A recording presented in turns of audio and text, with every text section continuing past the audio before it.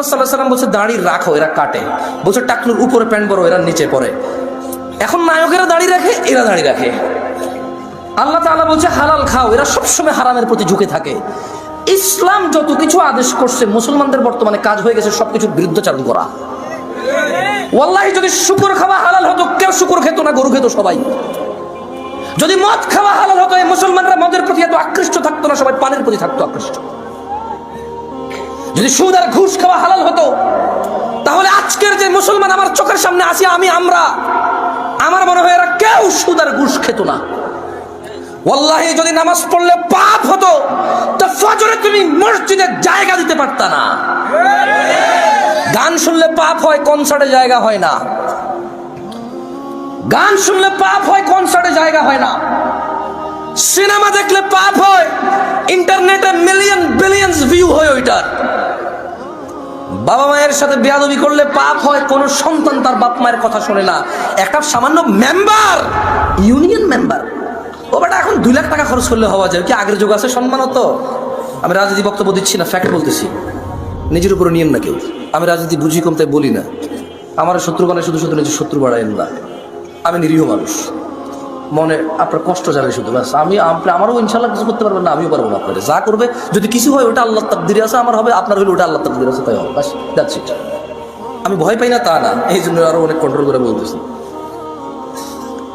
তো এই জন্য দেখবেন বাবা মায়ের অবহেলা।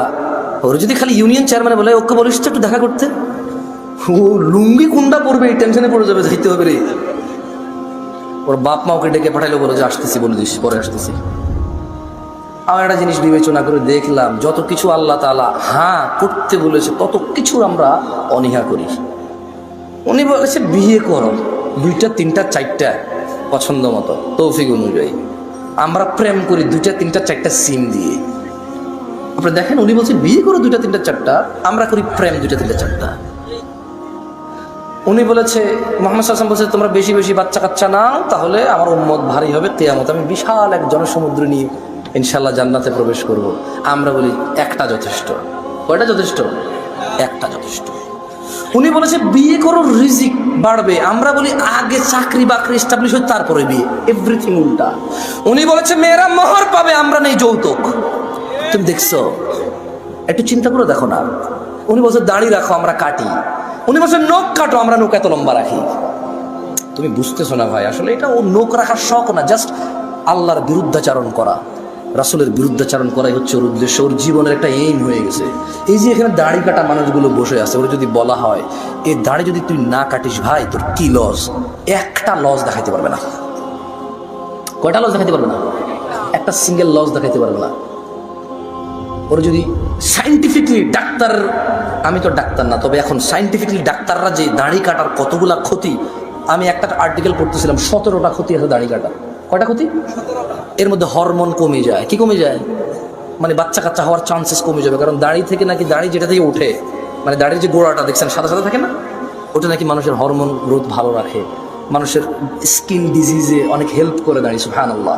আমরা তো এত কিছু মনে করে রাখি না, সুন্নাহ হিসেবে রাখি। আলহামদুলিল্লাহ। কি হিসেবে রাখি? হরমোন আর স্কিনের জন্য রাখি না, জান্নাতের জন্য রাখি। আল্লাহ কবুল করুন, আমিন। সো যে যার নিয়ত অনুযায়ী পাবে। ইহুদি নাসারারা এখন দাড়ি রাখে কেন? হরমোন গ্রোথ ভালো রাখার জন্য, স্কিন প্রোটেক্ট করার জন্য। আমরা রাখি জান্নাতে যাওয়ার জন্য। তো আমরা জিনিস চিন্তা করলাম যে মসজিদে মানুষ নেই, কনসার্টে কেন মানুষ? কারণ মসজিদে আসতে বলা হয়েছে এই জন্য আসে না, কনসার্টে যেতে নিশ্চিত করছে এই জন্য যায়, নাথিং এলস। আচ্ছা, শীতকালে সব মানুষ জ্যাকেট, কুর্তা, পাঞ্জাবি, জুব্বা, তারপর হচ্ছে চাদর, তোয়ালা, কানটুপি, নাকটুপি, মাস্ক, হাত মোজা, পা মোজা সব কিছু দেয়। কারো কাছে অত্যাচার মনে হয় না এটা। কিন্তু যখনই পর্দা করার জন্য শুধু বোরখা পড়তে বলা হয়, সবার কাছে অত্যাচার মনে হয়। শীতকালে মহিলারা সৌন্দর্য দেখাবে না কেন? ওয়াই? তখন কি ওদের স্বামীর সাথে থাকা লাগে না? তখন কি ওদের বয়ফ্রেন্ডরা ছুটি নিয়ে নেয়?